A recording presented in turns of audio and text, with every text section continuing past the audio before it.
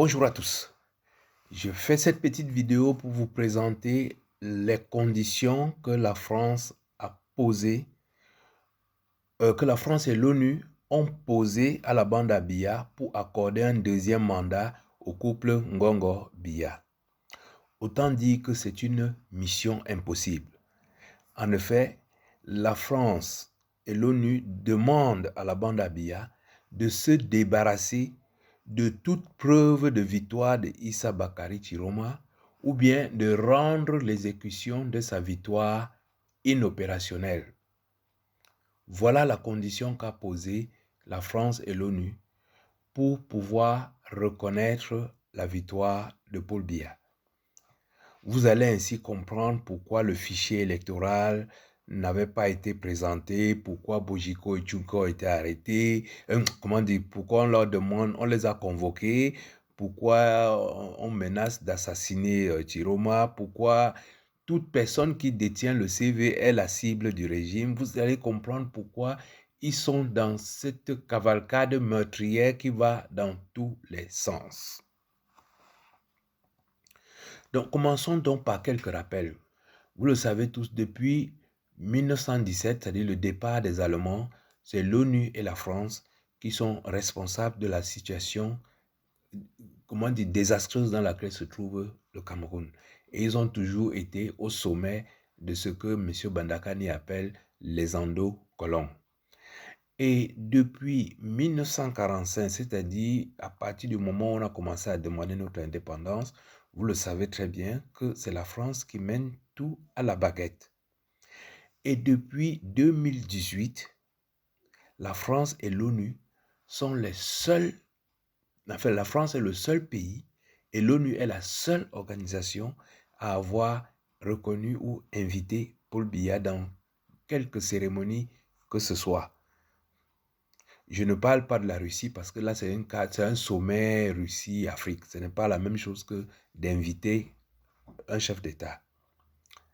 Donc, et depuis 2025, nous revoilà dans la même situation.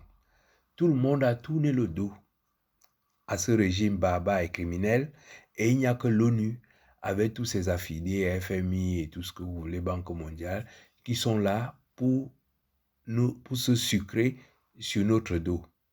Mais en cette année 2025, la victoire écrasante de Issa Bakari Chiroma est telle qu'il est difficile de soutenir la bande à Biya sans y laisser des plumes.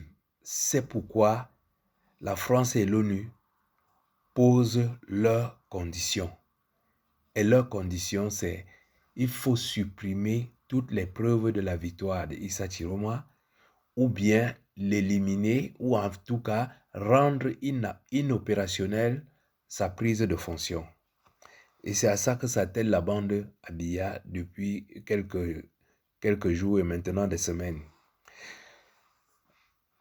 Le constat qu'a fait l'ONU et la France, et c'est aussi ce que nous avons constaté, ils ont dit à la bande à Biya, écoutez, vous parlez de paix. Pour avoir la paix dans ce pays, il y a deux actes fondamentaux qui peuvent être posés. Un, il suffit que Paul Biya parte pour que la paix revienne au Cameroun. Ce sera une explosion de joie. La deuxième condition pour qu'il y ait la paix dans ce pays, il suffit que les journalistes font leur travail, que les médias font leur travail. Malgré tout le cancan du Conseil constitutionnel ou de l'ECAM, si les 4 médias les plus importants du Cameroun vont récupérer les PV et les publient, sortis des urnes, bureau par bureau, ce sera largement, c'est-à-dire que les bandits seront dévoilés et ils seront obligés de partir et la paix va revenir au Cameroun.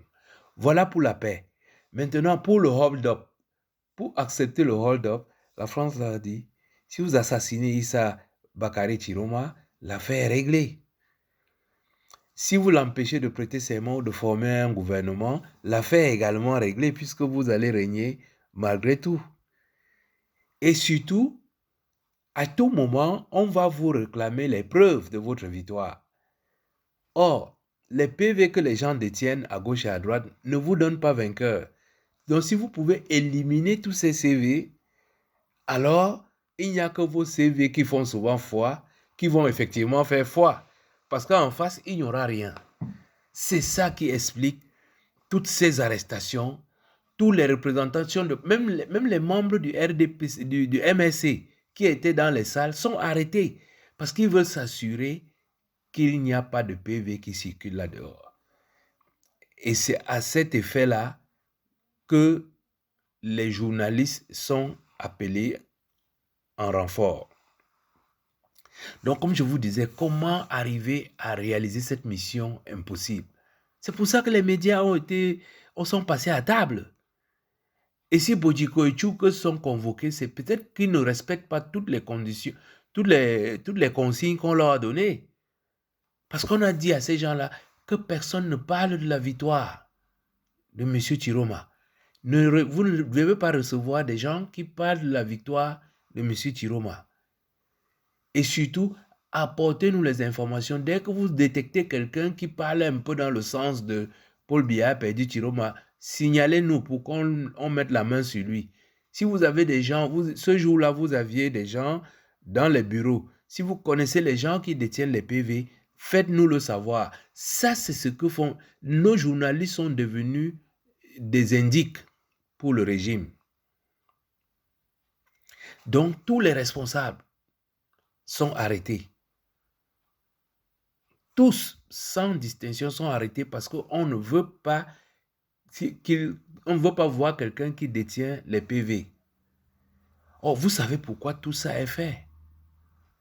Parce que Elekam n'a pas encore publié le résultat des votes bureau par bureau pour les 31 000 bureaux de vote qui existent.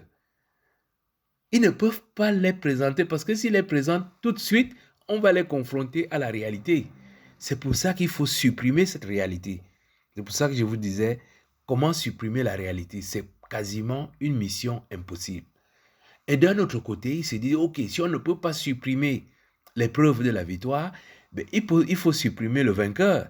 Si on élimine Issa Chiroma Bakari, c'est fini le vainqueur. On va même reconnaître qu'il est le vainqueur, mais il n'est plus là. Voilà pourquoi, que ce soit Issa Chiroma Bakari, tous ceux qui peuvent le supporter, c'est-à-dire que les gens qui peuvent prendre la relève, qui peuvent dire, ok, vous avez tué notre leader, mais nous, on continue à revendiquer. Donc les professeurs Abaoyono, le président Ekani, le président, j'ai oublié son nom, l'informaticien là. Donc, tous sont susceptibles, on les met à côté pour rendre inopérationnel comment on dit ça, l'exécution du mandat de M. Issa Chiroma Bakari.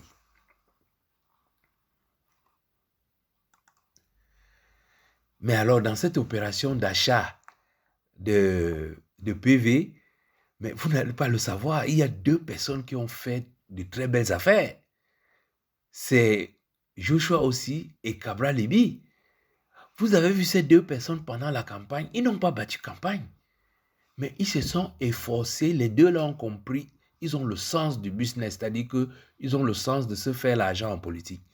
Je vous dis, Joshua aussi a voyagé dans tout le Cameroun. Il savait qu'il n'aura pas 1%.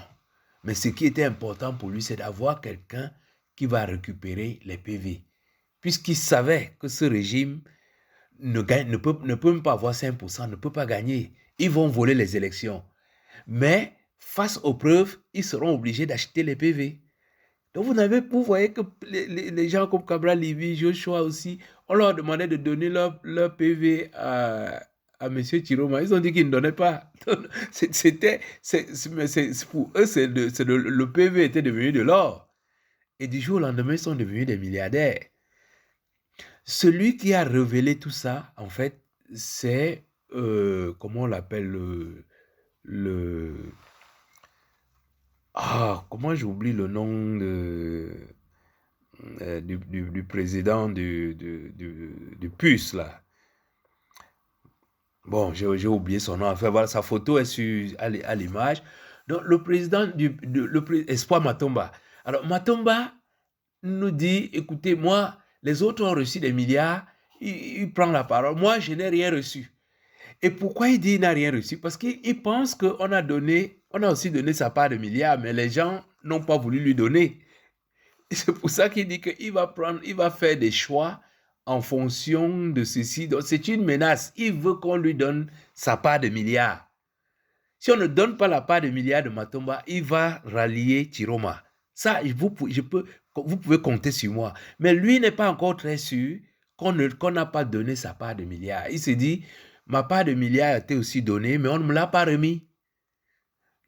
Donc, je lance un appel officiel. Ce qu'il a déclaré là, ce n'était pas à l'intention de nous les Camerounais ou du peuple camerounais. Parce que nous, le peuple camerounais, nous avons choisi Chiroma. On n'est pas concerné par leur micmac.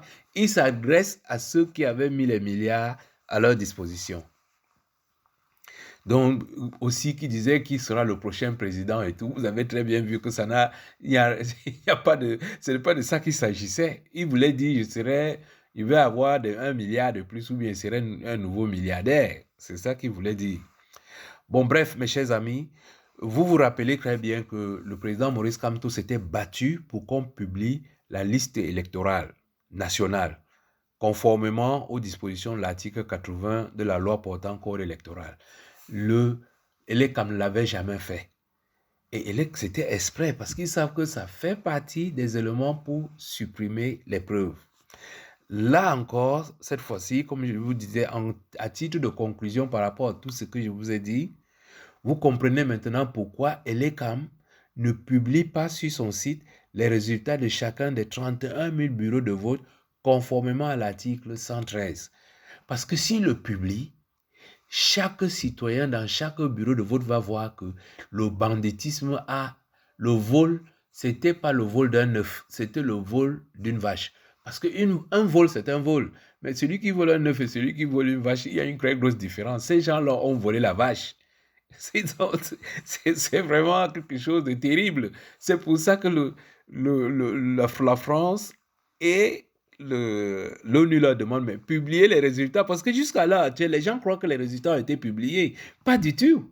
Les résultats ne sont toujours pas publiés au Cameroun. Il y a une compilation que ELECAM et le Conseil constitutionnel ont fait pour verser la poudre aux yeux. Mais nous n'avons toujours pas les résultats de chacun des 31 000 bureaux de vote conformément à l'article 113. C'est ça que présentait notre frère Billon dans le département qu'il maîtrise. Et si vous voyez, même le maire de Pendia, Njombe Pendia, il est venu présenter pour lui. Et vous voyez toujours que les écarts sont foudroyants. Oh, si vous allez présenter les 31 000 bureaux de vote, vous allez voir que donc, elle est comme actuellement, le régime Biya, la bande à Biya, ils n'ont qu'une idée dans la tête, supprimer tous les PV qui ont été émis ce jour-là. C'est le seul moyen pour eux de publier les résultats. Ils ne peuvent pas publier les résultats tant qu'ils n'ont pas récupéré tous les PV. Donc, vous comprenez pourquoi les arrestations sont toujours massives et en cours. On craque tous ceux qui ont été dans les bureaux de vote.